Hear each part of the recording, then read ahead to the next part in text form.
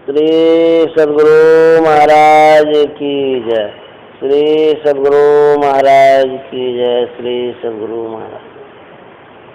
नमामि अमित ज्ञान रूपम कृपालम अगम बोध दाता सुधीनिधि विशालम क्षमाशील यति धीर गंभीर ज्ञानम धर्म कील दृढ़ तीर समधीर ध्यानम जगत प्राणकारी आधारी उदारम भगत प्राण रूपम दया गुण्य पारम नमो सद्गुरु ज्ञान दाता सुस्वामी नमामि नमामि नमामि नमामि। श्री सद्गुरु महाराज की जय।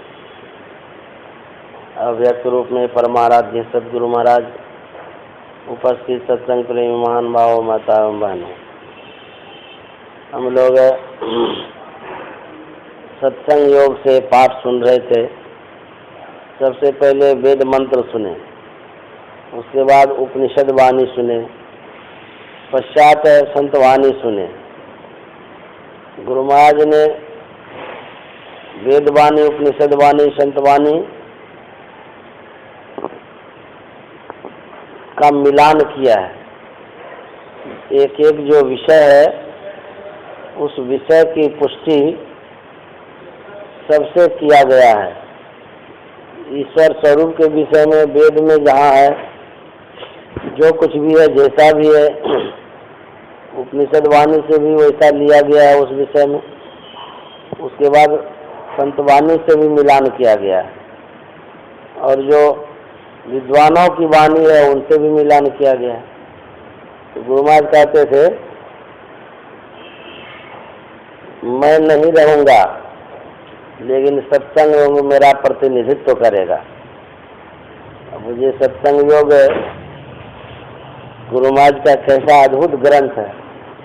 गुरु महाराज का जो मैं नहीं रहूंगा लेकिन सत्संग योग मेरा प्रतिनिधित्व करेगा।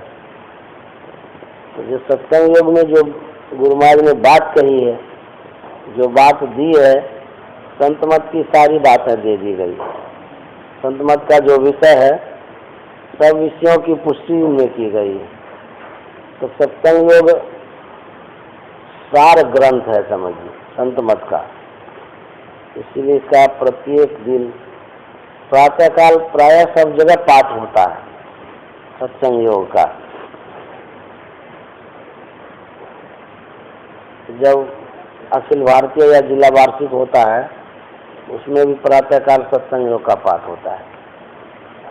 अभी भी हम लोग पाठ सुने, इसमें वेद भगवान उपदेश कर रहे हैं। वेद भगवान कह रहे हैं कि जगत प्रसव करता ईश्वर का तत्व ज्ञान प्राप्त करने के लिए बुद्धि योग करना पड़ेगा। बुद्धि योग का मतलब होता है सत्संग।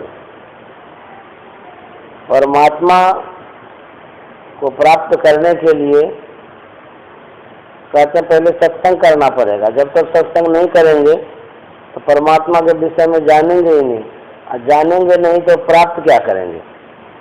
तो किसी भी चीज को प्राप्त करने के लिए पहले जानना पड़ता है।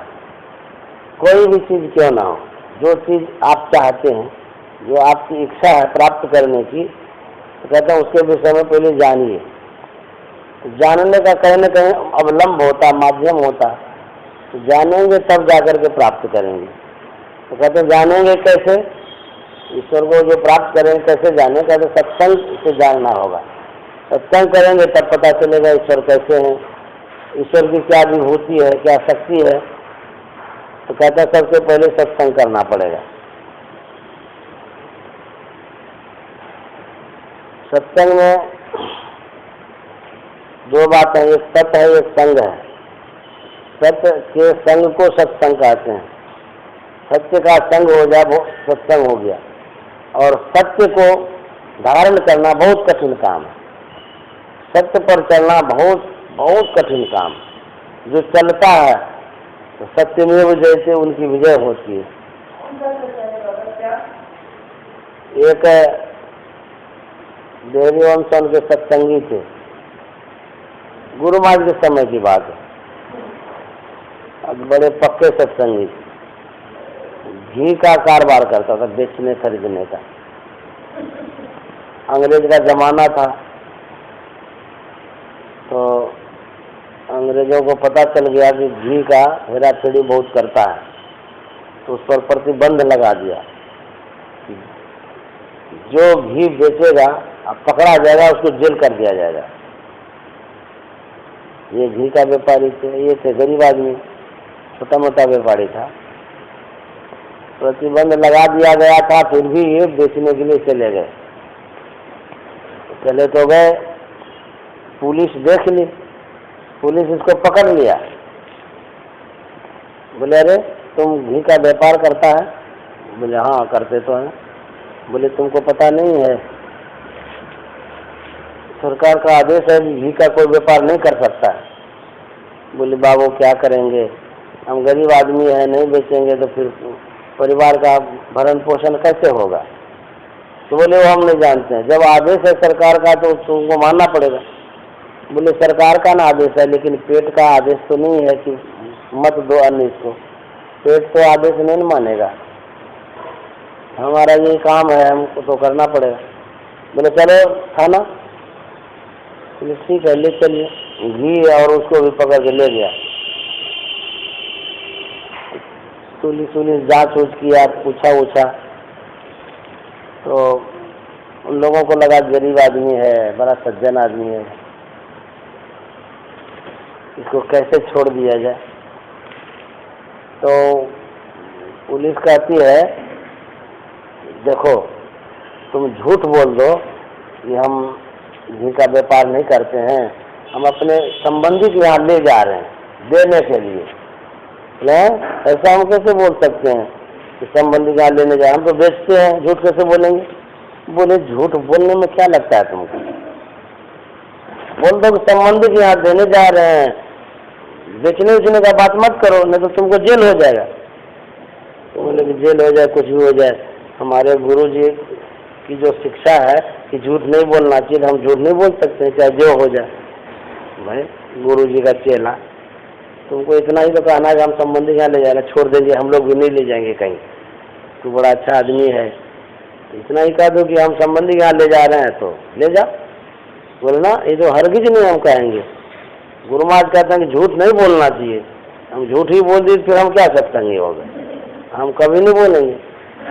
बोले बाप रे बाप कैसा आदमी है। तो बोला अच्छा ठीक है तुम नहीं मानता है तो तुमको हम एसपी के यहाँ भेजते हैं। भेज दीजिए। तो उसको एसपी के यहाँ भेज दिया। बोला वो सलटते रहेगा अपना।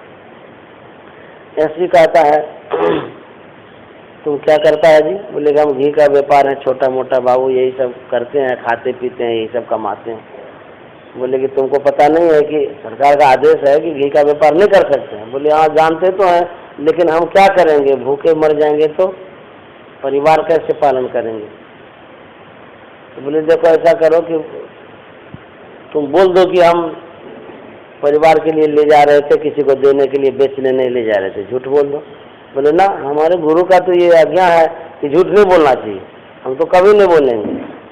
बोले कि देखो तुमको जेल हो जाएगी, सरकार का कानून है। बोले हो जाएगी तो हो जाएगी, हमको कोई परवाह नहीं। बोले कि कैसा ये आदमी है कि झूठ नहीं बोलता है। बोले तुम्हारे गुरुजी कहाँ रहते हैं? बोले कि हमारे गुरुजी कुप्पा घाट में रहते हैं। गुरु महाराज थे उस समय अंग्रेज के ज़माने में। तो बोले कि कुप्पा घाट में रहते हैं। तो बोले बाप रे बाप, जिनका चेला इतना पक्का है इनका गुरुजी कैसा होगा? एसपी को बहुत मतलब मन में लगा कितना सच्चा ये आदमी है, मतलब जेल चला जाएगा और झूठ नहीं बोलेगा। बहुत प्रभावित हो गया वो। बोला अच्छा ठीक है तुम जहाँ जा रहा है जो कर रहा करो, जाओ। एड्रेस ले लिया कुप्पा घाट का एसपी, और वहाँ से एसपी चला गया कुप्पा घाट गुरु महाराज के पास। गुरु महाराज के पास गए, प्रणाम किए। गुरु महाराज से एसपी ने ही बताया देखिए आपका ऐसे ऐसे शिष्य है, ऐसे ऐसे पकड़ा गया, लेकिन वो बोला कि हम जेल जाएंगे लेकिन झूठ नहीं बोलेंगे। हमारे मन में हुआ कि जिनका शिष्य इतना पक्का है उनके गुरुजी कैसे होंगे, तो मैं आपसे आपके शरण में आया हूँ, आप हमको शरण में ले लीजिए। तो गुरु महाराज उनको दीक्षा भी दे दिए। देहरी अनशन की कहानी है, गुरु महाराज के समय की बात। सही क्या, शांति संदेश सब में भी निकला। तो कहते हैं सत व्रत में दृढ़ आप हो कोई साथ क्या करे।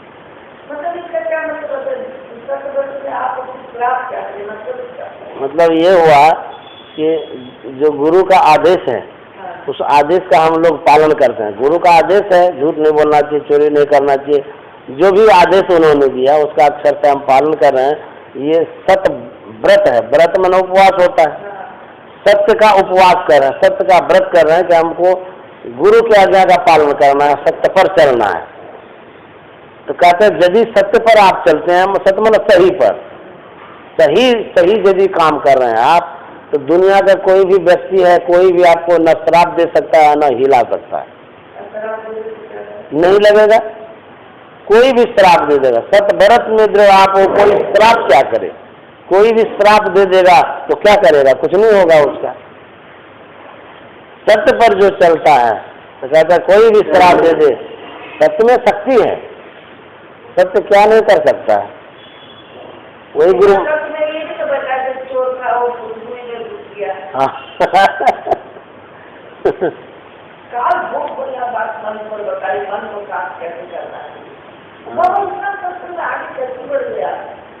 है, तो यही सब सुनाते रहते हैं, हम क्या आगे बढ़ेंगे।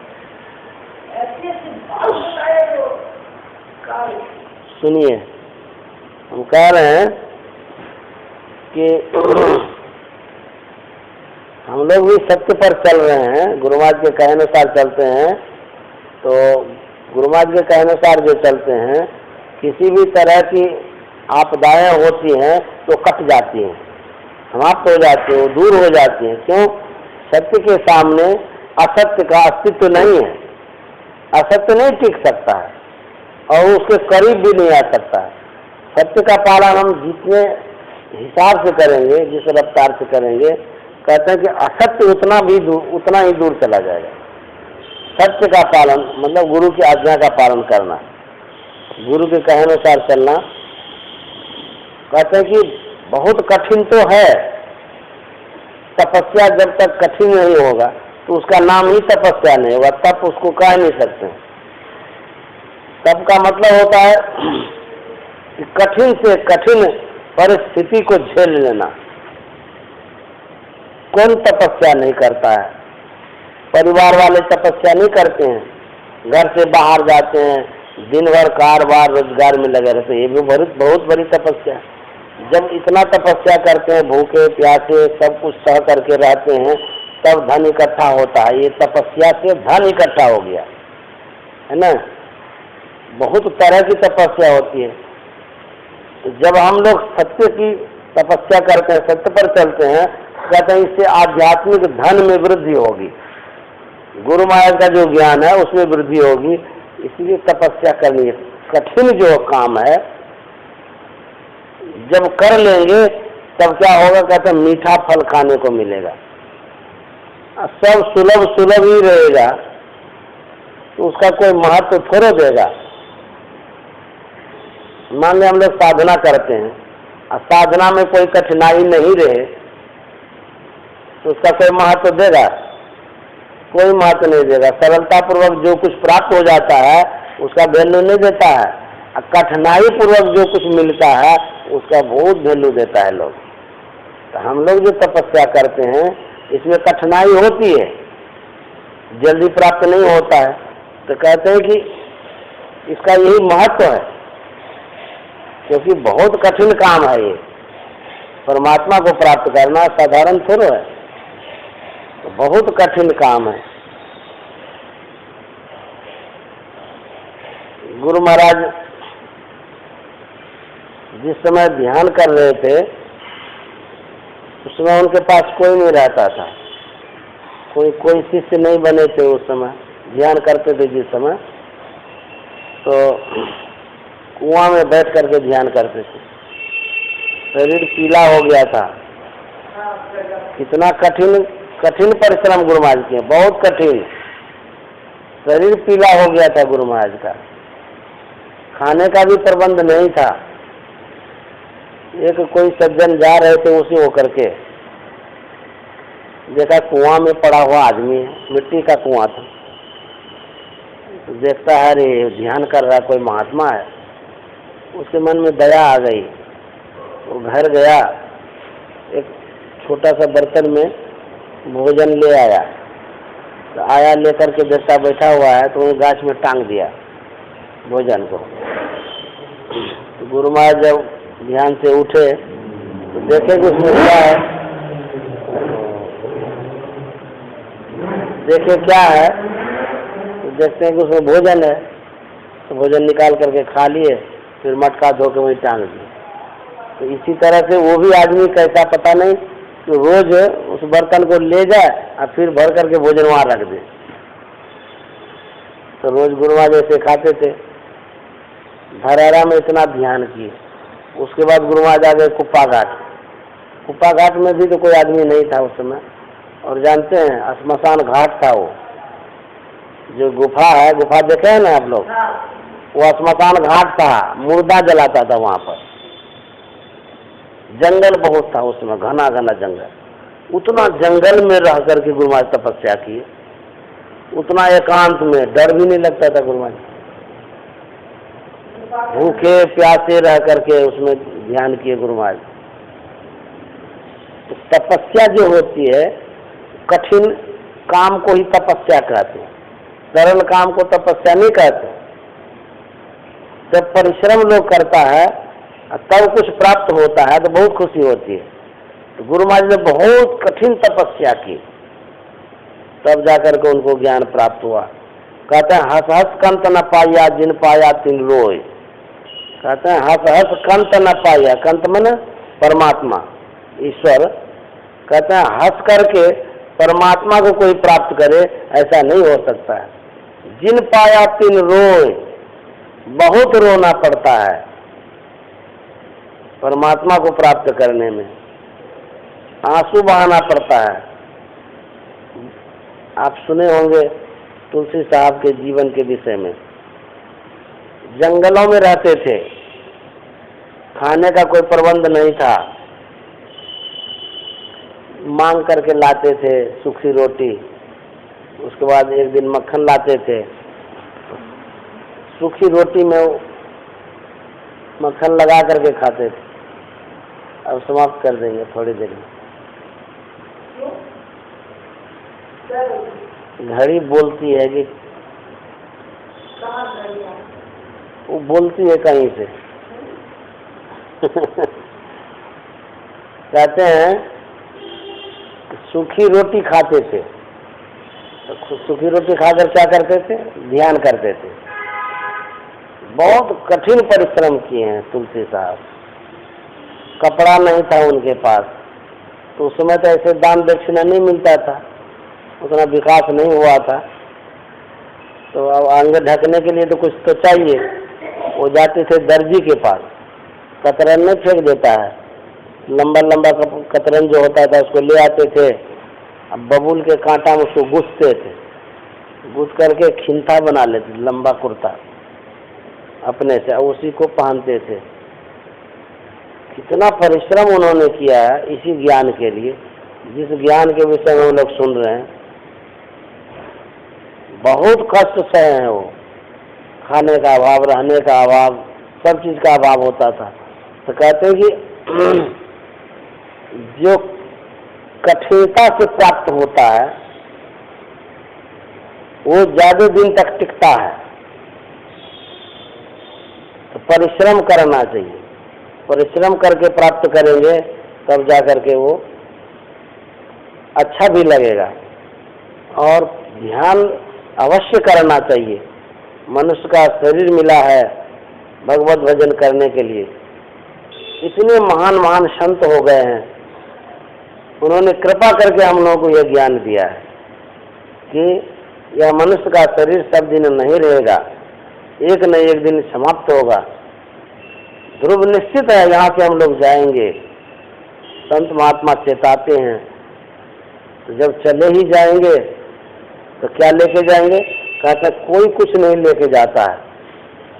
मरने के समय कुछ नहीं रहता है साथ में, और यदि कुछ रहता भी है तो परिवार वाले खोल खाल लेता है, हाँ निकाल लेता है, नहीं रहने देता है साथ में। हाँ अच्छा किया।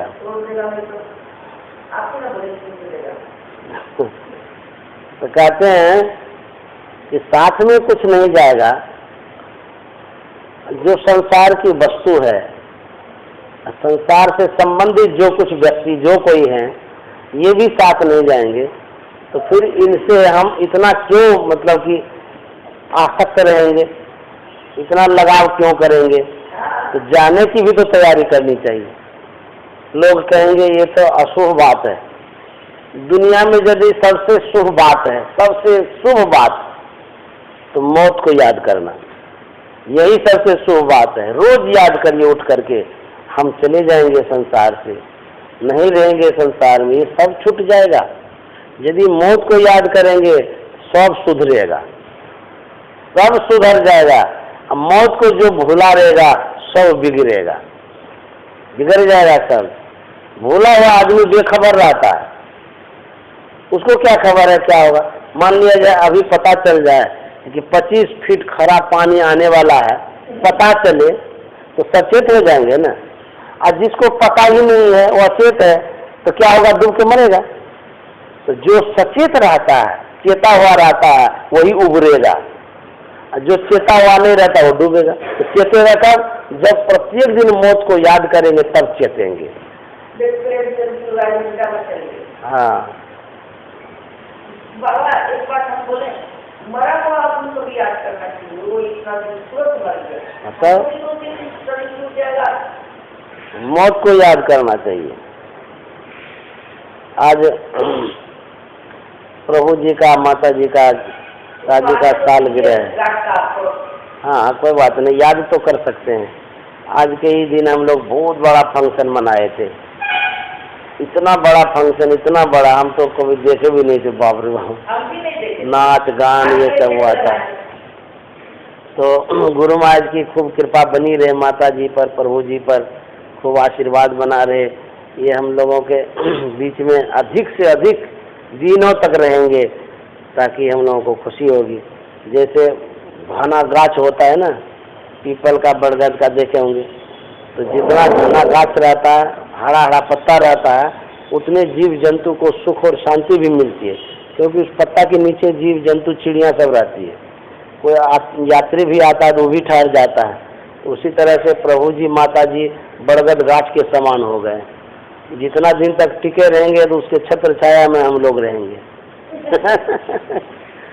तो गुरु महाराज की खूब कृपा बनी रहे इन दोनों के ऊपर, लंबी आयु हो, स्वास्थ्य भी बढ़िया रहे, ताकि हम लोग इनके ज्ञान के अनुसार, इनके विचार के अनुसार अपने आप को ढालें। क्योंकि जो बड़े बुजुर्ग होते हैं वो तीर्थ के समान होते हैं।